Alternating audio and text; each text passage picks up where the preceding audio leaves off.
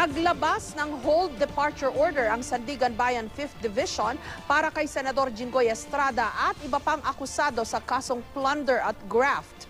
Ibig sabihin, hindi na sila papayagang lumabas ng Pilipinas habang dinidinig ang kanilang kaso kaugnay ng pork barrel scam. Wala naman daw balak si Estrada na takasan ang mga kasong isinampa laban sa kanya. Samantala kanina, ipinakita ng PNP o ng Philippine National Police ang posibleng maging detention facility ng mga personalidad na kinasuhan kaugnay ng pork barrel scam. May report si Ivan Mayrina. Bagong gawa at sinuwag ng studio-type na condominium unit ang mga kwartong ito sa PNP Custodial Center na may sukat na 32 square meters. Bago rin ang kasilyas, pati ang shower. Ito raw ang magsisilbing selda ng mga senador na sinampahan ng kasong plunder kaugnay ng pork barrel fund scam.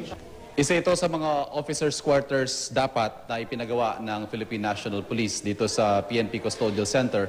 Pero dahil nga sa posibleng pagkukulong dito ng mga high-profile na detainees, ay gagamitin muna ito para sa kanila.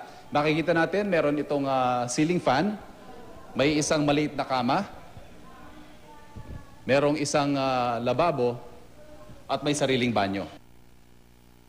All other amenities will have to pass through the court.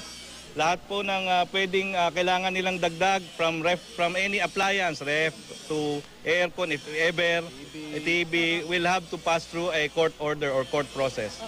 Pero bukod sa quarters, pwede rin gamitin ang madedetain doon ang multipurpose room at admin room kung papayag ang korte. Paglilinaw ng PNP.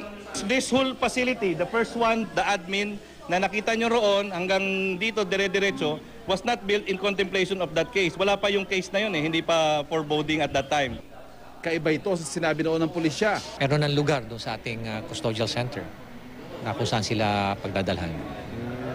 So may binagawa para sa kanila talaga? Meron talaga para sa kanila. Dagdag pa ng PNP, hindi raw ito special treatment. Sa katunayan, mahigpit ang seguridad sa lugar at hindi basta-basta makakatakas sa mga nakakulong. Ang bawat kwarto nilagyan ng mga rehas. Napapalibutan naman ang mga barbed wire ang matataas sa pader. Meron pang nakakalat na CCTV at mga armadong bantay sa loob. At bago makalabas, may 4 na gate na kailangan daanan. Pero habang hindi pa nailalabas sa mga warrant of arrest, nag-issue ng Sandigan Bayan 5th Division ang Hold Departure Order HDO laban kay Senador Estrada at sa ilan pang kinasuhan ng plunder gaya ni Janet Lim Napoles.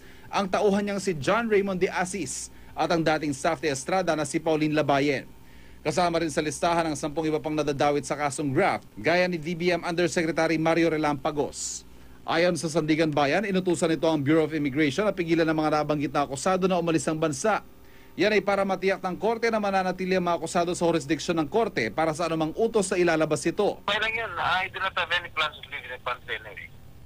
Sa ngayon, wala pa namang inilalabas sa Hold Departure Order ang mga Sandigan Bayan Division na may hawak sa kaso laban kina Senador Revilla at Enrile. Si Enrile naman dati nang sinabing handa na siyang makulong. Pero kanina nagsampa ang kanyang kampo ng mosyon para pigilan ng Sandigan Bayan na maglabas ng warrant of arrest at tuluyan ng ibasurang kaso. Hiniling din ang kanyang abogadong payagan siya makapagpiyansa. Hindi naman daw kasi flight risk si Enrile, lalo pat 70 taong gulang ng senador na may mahina ng pangangatawan at nangangailangan ng regular na atensyong medikal. Ayon naman sa isang legal expert, kahit non-bailable ang kasong plunder, pwedeng payagan ng akusado na makapagpiyansa kung matutukoy ng korte na mahinang ebidensya ng prosekusyon. Maaari rin daw na isaalang-alang ng korte ang edad at mga sakit ni Enrile. Obligasyon ng sistema na panatilihin na healthy para humarap sa kaso ang isang akusado. Ivan Mayrina, GMA News.